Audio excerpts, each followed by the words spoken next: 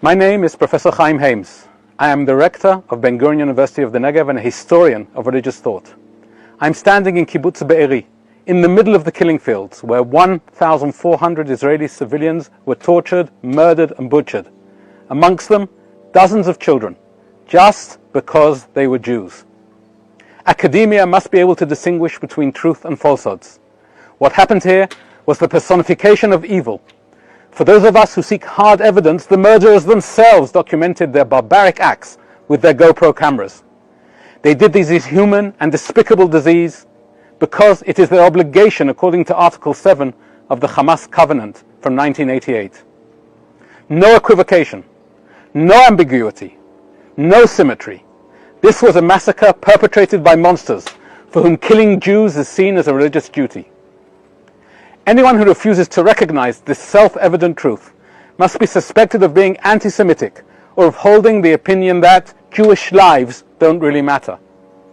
One can have views about the Palestinian-Israeli conflict. Who is the oppressed and who is the oppressor? Who is in the right and who is in the wrong? That is a legitimate discussion. The massacre of the 7th of October 2023 has nothing to do with this conflict. The massacre was carried out by monsters who say that they represent the Palestinians, but use them as human shields, have murdered them by the thousands over the years they have been in power in Gaza, have no compunction or mercy for anyone who does not adopt their distorted religious ideology. Israel's military action in Gaza is targeting the terrorists, not civilians, and might allow the Palestinians living there to begin anew without fear of being murdered, imprisoned, or dictated to by the Hamas or Islamic Jihad.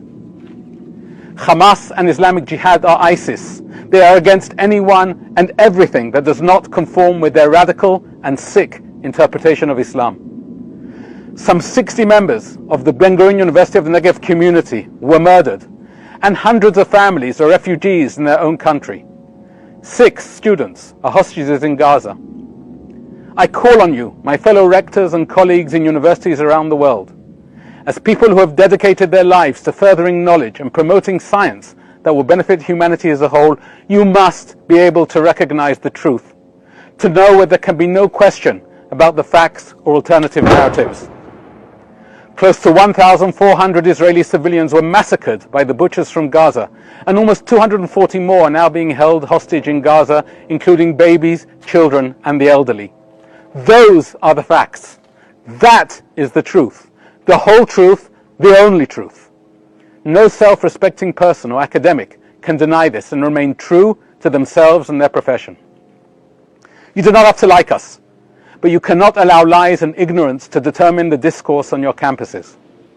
As Rector, I am responsible for the safety of all students, Jew and Arab, and I expect you to do the same on your campuses. The truth will win. Israel will prevail, and democracy will win, like it or not.